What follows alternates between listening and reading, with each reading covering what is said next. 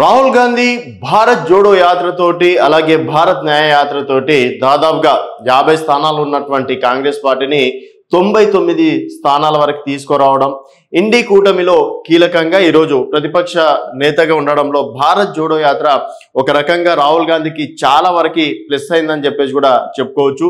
So దాదాపుగా 400 స్థానాలు గెలుస్తాం అనుకున్నటువంటి భారతీయ జనతా పార్టీ ఆశలు అడియాశలైనవి. కేవలం 240 స్థానాలకు మాత్రమే భారతీయ జనతా పార్టీ తర్వాత ఎన్డీఏ కూటమితోటి మూడోసారి మోడీ సర్కార్ ప్రభుత్వాన్ని ఏర్పాటు చేయడం అనేది జరిగింది. సో భారత్ జోడో యాత్రకు ధీటుగా భారత్ డోజో యాత్రని త్వరలో రాహుల్ గాంధీ చేపట్టబోతున్నారు. సో భారత్ డేజో యాత్ర చేపట్టేందుకు సిద్ధమైన రాహుల్ గాంధీ చిన్నపిల్లలకు జియు జీన్స్ మార్షల్ ఆర్ట్స్ నేర్పేందుకు ఎక్స్ వేదికగా ప్రకటించిన కాంగ్రెస్ అగ్రనేత. సో కాంగ్రెస్ అగ్రనేత రాహుల్ గాంధీ మరోసారి యాత్ర చేపట్టేందుకు సిద్ధమయ్యారు. గతేడాది సార్వత్రిక ఎన్నికలకు ముందు భారత్ జోడో న్యాయ యాత్ర చేసిన రాహుల్ త్వరలో భారత్ డోజో యాత్ర చేసేందుకు సిద్ధమయ్యారు. రాహుల్ గాంధీ చిన్నపిల్లలకు జీట్స్ మార్షల్ ఆర్ట్స్ నేర్పించేందుకు యాత్ర చేపడుతున్నారని అన్నారు. ఈ మేరకు ఆయన సోషల్ మీడియాలో ఎక్స్ వేదికగా ప్రకటించారు. మార్షల్ ఆర్ట్స్ లో శిక్షణ ఇచ్చే కేంద్రాలను డోజో అని పిలుస్తారు.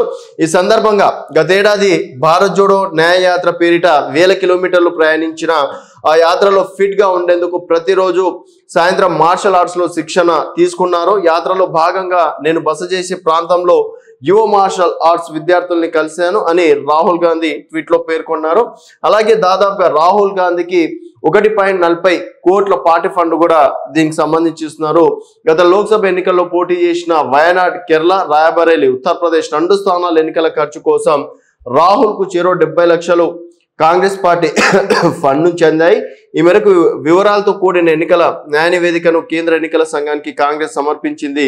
అయితే హిమాచల్ ప్రదేశ్ లోని మండి లోక్సభ స్థానంలో బీజేపీ అభ్యర్థి కంగనా రనౌత్ పై పోటీ చేసిన కాంగ్రెస్ నేత విక్రమాదిత్య సింగ్ 87 లక్షలను పార్టీ ఫండ్ గా అందించారు. అంటే రాహుల్ గాంధీ కంటే విక్రమాదిత్యకి ఎక్కువ ఫండ్ ను కేటాయించారు. అయితే తను పోటీ చేసిన 2 స్థానాల్లోనూ రాహుల్ గెలవగా మండి స్థానంలో కంగనా రనౌత్ చేతిలో విక్రమాదిత్య ఓడిపోయారు. అమేధి స్థానం నుంచి పోటీ చేసిన కాంగ్రెస్ అభ్యర్థి కిషోరీలాల్ శర్మకు 70 లక్షలు ఇవ్వగా బీజేపీ అభ్యర్థి స్మృతి ఇరానీని ఓడించారు. సో కాంగ్రెస్ సీనియర్ నేతలు కేసీ వేణుగోపాల్, మాణిక్యం ఠాకూర్ అలాగే చెరో 70 లక్షలు కూడా వాళ్ళు తీసుకున్నట్టు కూడా అంటే వాళ్ళకి సంబంధించిన ఎన్నికలకు ఫండ్ సంబంధించింది అది. సో ఇక్కడ రాహుల్ గాంధీ మాత్రం డోజో యాత్రతోటి అంటే పిల్లలకి మార్షల్ ఆర్ట్స్ నేర్పియాలి.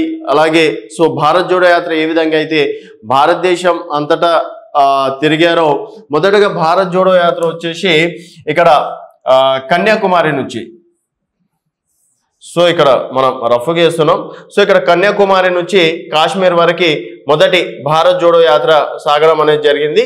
తర్వాత మళ్ళీ న్యాయ యాత్ర అని చెప్పేసి ఇక్కడ గుజరాత్ వరకు అస్సాం, మణిపూర్ అక్కడ సైడ్ నుంచి ఇక్కడ గుజరాత్ వరకు మహారాష్ట్ర వరకు కూడా ఇక్కడ భారత్ న్యాయ యాత్ర కొనసాగడం అనేది కూడా జరిగింది. ఇప్పుడు డోజో యాత్ర పేరు మీద సో చిన్నపిల్లలకి ఫిట్ గా ఉండేందుకు మరి డోజో యాత్ర పేరు మీద కూడా మార్షల్ ఆర్ట్ నేర్పించేందుకు రాహుల్ గాంధీ సిద్ధమవుతున్నారు.